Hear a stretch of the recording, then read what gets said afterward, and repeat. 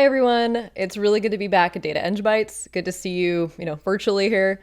And thank you for joining today, and welcome to Better, Faster, Stronger Streaming, your first dive into Flink SQL.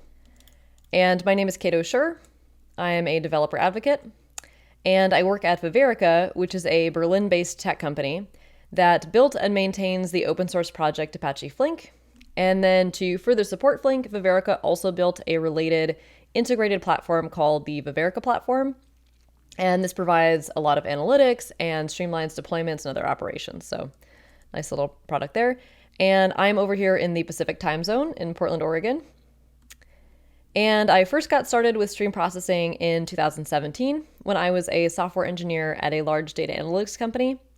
My team at the time built that company's first stream processing data pipeline in production using Flink. And there was very little stream processing in general there, so it was a pretty steep learning curve for all of us, but of course very worth it. Otherwise, I wouldn't be here a couple years later talking about it. And it does also mean that I have a particular soft spot for hearing about other people's early adoption stories. And having been through those pain points, it's a big focus of mine to try to help make that a little bit easier and hopefully a bit more fun, because why not?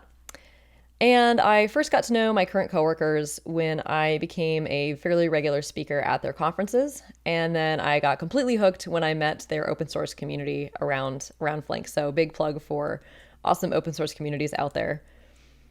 And really the only downside of me working for them now is I guess I have to like Squirrels, as that's our mascot, which, of course, in all fairness is pretty cute. So I do like to put this up here just so you see, why that logo's there, but also a little bit of history is kind of interesting on this one. Is it was apparently chosen because squirrels often land in superhero type positions, but also because the rough translation of the word Flink in German means nimble. So really kind of highlighting the flexibility and speed of the framework that we're going to be talking about today. And since I really want this to be super inclusive and beginner friendly as possible, I'm going to start with a quick introduction to anyone who's unfamiliar, but I will mainly be highlighting the parts that pertain to today's topic, particularly the challenges that come with a really complicated streaming engine like Flink. So even if you are familiar, if you're an expert, hopefully this won't be too boring, this part here, and trying to keep it nice and topical. And then next, I will discuss why to use Flink SQL specifically. So which of those challenges that I will have just mentioned that it can address, and, why it's a good starting point, and then also some use cases that, it applies really, really nicely to. And then lastly, there will be a demo, which will include really the most straightforward process possible for jumping right in and being able to just build your own data pipeline pretty instantly with Flink SQL. So, firstly, what even is Flink? So on the highest level, Flink is a stateful, fully distributed processing engine for both batch and stream processing, or more precisely, for both bounded and unbounded data streams. Flink's strength is in its scalability and its high performance. So for instance, computations done at in-memory speed, so just that hyper fast aspect there, and various features like exactly once guarantees and pretty robust high availability options that allow for just really high levels of data accuracy and reliability. Additionally, there is a ever-growing ecosystem around Flink of libraries, connectors, and other features and partnerships with complementary tools and software that have really enabled it to fit a wide variety of use cases and pre-existing systems. And another shout out to just the awesome open source communities that have really made that possible. There's really some great work that's been going on there in the community and in our kind of partner communities as well. So it can also be run on pretty much any common cluster environment. So Hadoop, Yarn, Mesos, Kubernetes. It can also be run as a standalone cluster. And it has some very specific timing and state features that allow a bit of further flexibility for, enabling it to be run on a wide variety of applications. So as part of that ecosystem, Flink has a series of APIs. And the higher level the API, the more concise, but the less expressive, and vice versa. So on the most expressive is our lowest level process functions. And that supports Flink's precision timing, event, and any state-related functionality. On the mid-level is the data stream API, which powers that unified batch streaming functions. So for instance, this is also anything related to windowing, exactly once, and things like that. And this is where all of your maps, reduces, and aggregations will take place. Then there's the table API and SQL client. That's going to make up the highest level. The relational APIs and spoiler, that's what I'll be getting into later. And both of these are optimized for batch and stream processing. So the queries will be the same regardless of which processing type you're using. And they're both based on Apache Calcite, so they're also going to be ANSI or like standard SQL compliant. So taking a quick step back though, why is it even important to provide a unified solution? Unifying batch and stream processing allows users to reuse their code across and their logic across both batch and stream processing. So that's going to make it easier to integrate different applications or systems. So that part's like pretty straightforward. Enables you to have consistent semantics. You don't have to learn a totally new API for each processing mode, or for each layer of abstraction. And the thing that I think is often overlooked as kind of like a nice bonus is you can really simplify your operations by having all your configurations and processes be the same across systems too. So I think from a not strictly like code perspective, I think that's a really neat benefit of it. And the biggest one is it enables you to actually really mix your historical and your real-time data. And as for the architecture that supports that, so this will look different depending on your use case, of course, and whether it's batch or streaming. But these are pretty common examples for both a batch on the left here, unless my video is mirrored. So just the one that says batch on it. I won't say left or right now. And on the other side, the streaming scenario there. So in our batch example, we have our recorded or historical events. And although these are queried periodically, Flink's timing capabilities enable this to actually be done pretty efficiently, which is really neat. And on that other side with the streaming scenario, that's going to rely more heavily on Flink's internal state functionality. The most common use cases for this are going to be event-driven applications, data analytics applications, and data pipelines. And data pipelines kind of where my experience comes from, so you'll hear me probably talking a bit more about that. And as for the state, so Flink uses a very unique checkpointing and save pointing system that unfortunately I don't have time to go into today. But the main benefit of that is my favorite feature, which is that it really has genuine exactly once guarantees on data. And that's very scalable with very minimal performance overhead. So, a lot of great benefits there. And again, we'll get into why those benefits are important for this scenario in a moment. But first, going one layer deeper, I guess, just to kind of give you an idea of what that architecture looks like in the code. So, and even if you're using the more abstracted SQL version, I think it's kind of nice just to know what's going on under the hood there. So this is a really typical but oversimplified, most of these tend to have a lot more in there, code version for a basic Flink data pipeline. So first you set up to read from your source. And in this case, you're reading from a Kafka topic. So that's going to be the most common along with Pulsar. Next is a super simplified representation of the business logic for Flink application itself. So, doing a couple transformations here, your maps, reduces being the most common to start with. Moving on to specifying things like what you want to key by, configuring your window settings and things like that. And then again, typically there would be a lot more in between there, but in this kind of simplified summary, at the very end, you're going to be designating and writing out to your sinks. And with Flink, the sinks can be a variety of things. Got the tongue twister right today. And this is typically data stores, databases, can also be another application, or even another messaging queue like another Kafka topic. So, okay, so now that we know all that, why focus just on Flink SQL? So I've already talked about a lot of the benefits of Flink, but so now for the challenge part. So with any really powerful streaming engine, any of the ones available out there, there's a lot going on. And that's what makes these such amazing, powerful, and flexible tools. But it also means that it would be really nice to have an option that allows you to truly just jump right in and start building something that has all the strengths of a powerful streaming engine, but without having to do a whole deep dive in it. Flink specifically is also written either in Java or Scala. There's also now a PyFlink UDF. So if you are just using regular Flink, you're going to be a bit more dependent on those languages. Whereas if you're using Flink SQL, you're not going to be restricted by that, and you can make a truly language agnostic data stream. And the code example, of that typical Flink system, you're going to have a lot more going on there typically. And, as I mentioned, it's going to be language dependent, requires some other dependencies as well. So even on the most basic level, you'll also need a really powerful IDE. So although, Flink SQL has a lot of other strengths that I'll be getting into in a moment, the first thing I really wanted to emphasize is just the massive, massive scale at which it can simplify your development.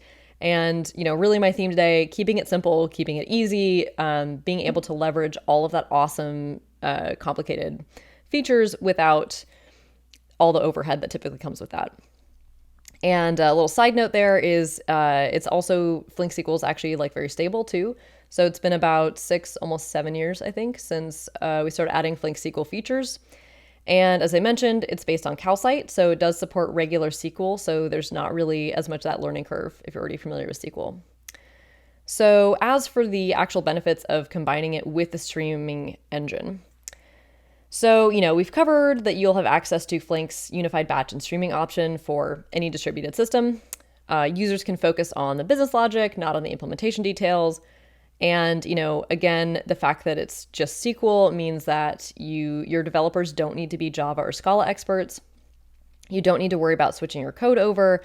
It just makes it super lightweight and gives developers a lot more autonomy to be able to jump right in without having to be experts, without having to have a very specific developer skill set there. And a lot of our real world use cases, we see a lot of people building unified pipelines for online and offline model training. So a lot of machine learning in there, building end-to-end streaming analytics and pipelines and being able to do that independently. So a lot of times we're even seeing this people being able to jump right in without depending on either an operations or a development team. So it really expands who can use it, which has been really cool to get to see from our perspective there. And so the actual difference between running SQL on a streaming engine and running it regularly.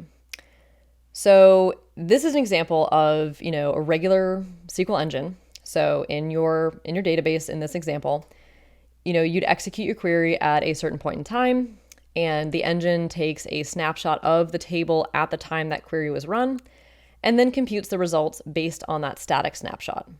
And then the query terminates. So in streaming SQL, the query is continuous.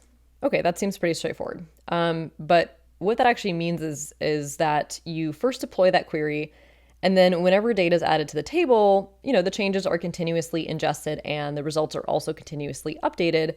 And the query keeps on running and never finishes until you actually cancel the job. So it is really, truly continuous. And I'll go into some of the implications for that in a moment. And keeping with the theme of simplicity, I love just how much more simple this is. So this is an example of sessionizing a click stream and count on the number of clicks per session. So we've got regular Flink using the data stream API here. Again, I'm not going to say right or left just in case I'm mirrored.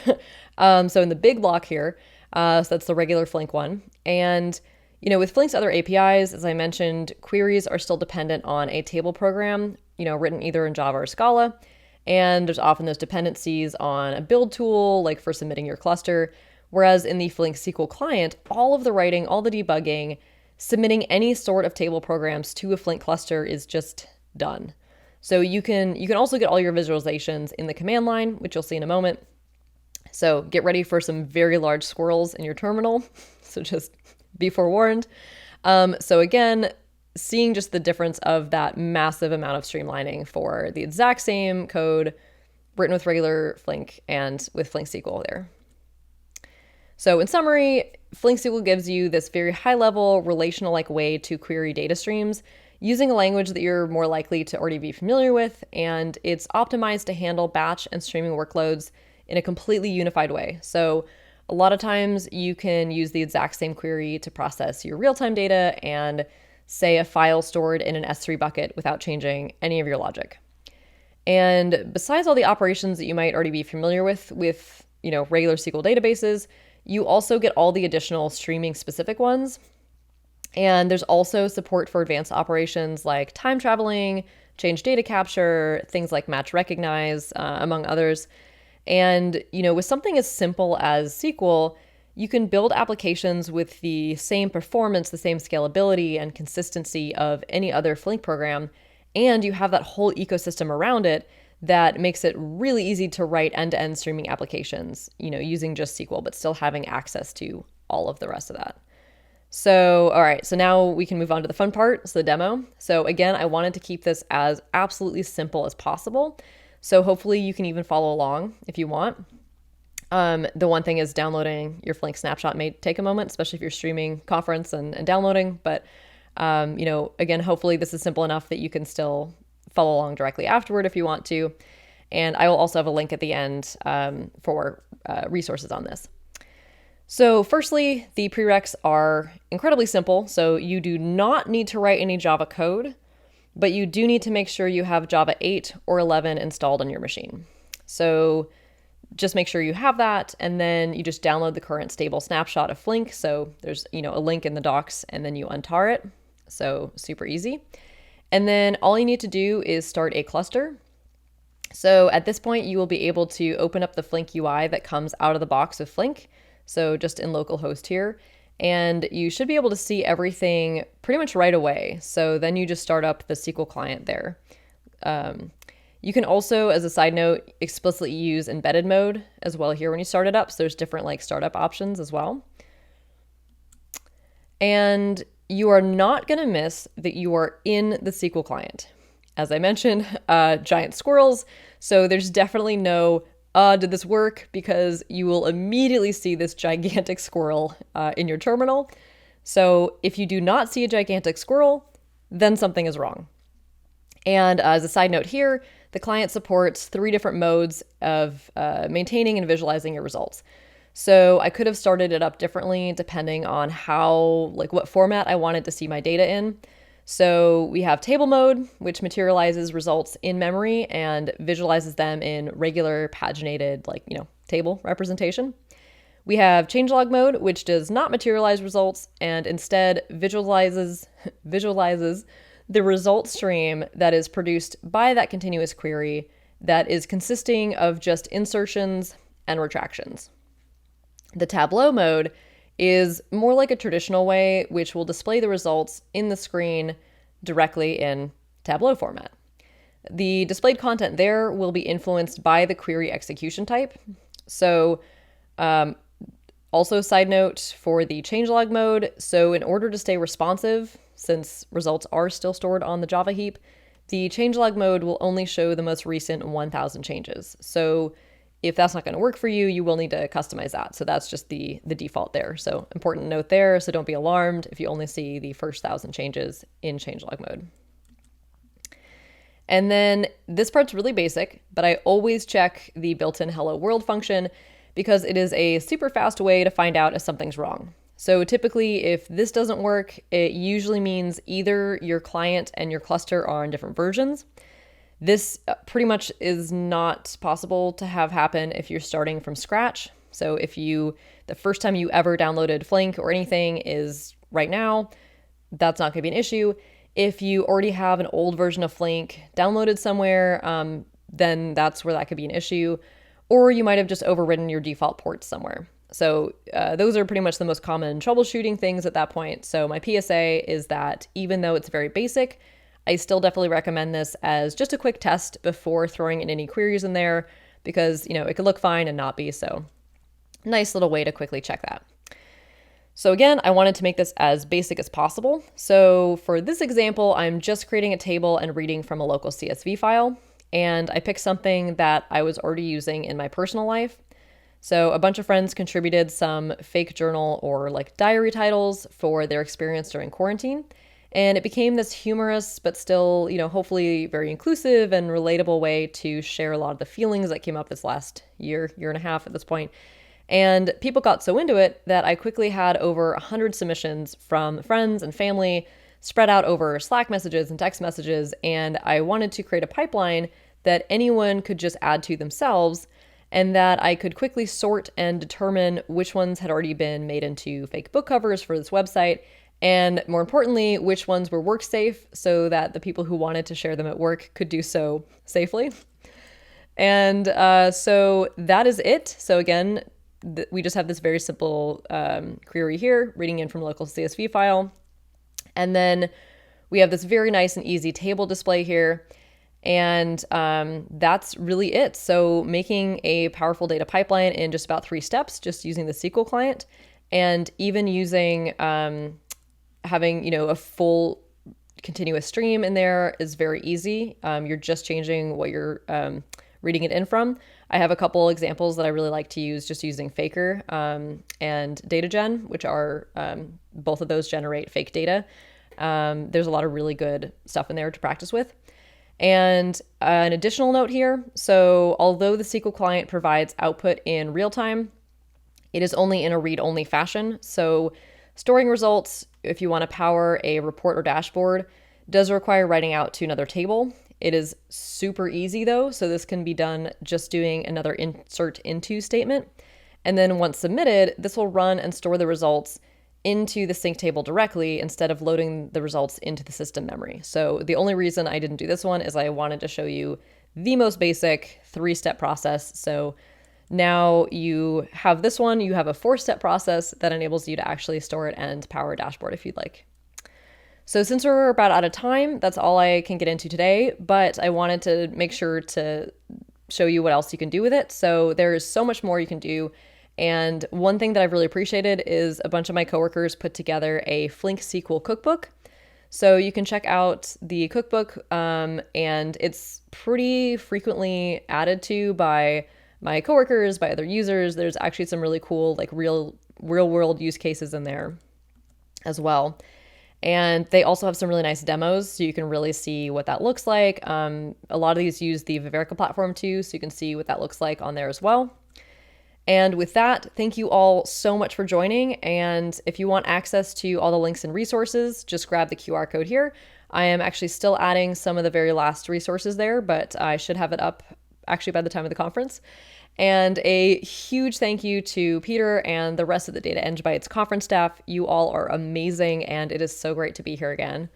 And if any of you want to stay in touch, please feel free to reach out to me either on Twitter, or I've got some blog versions of this that I'm working on Medium, and I've got some other ones on there as well.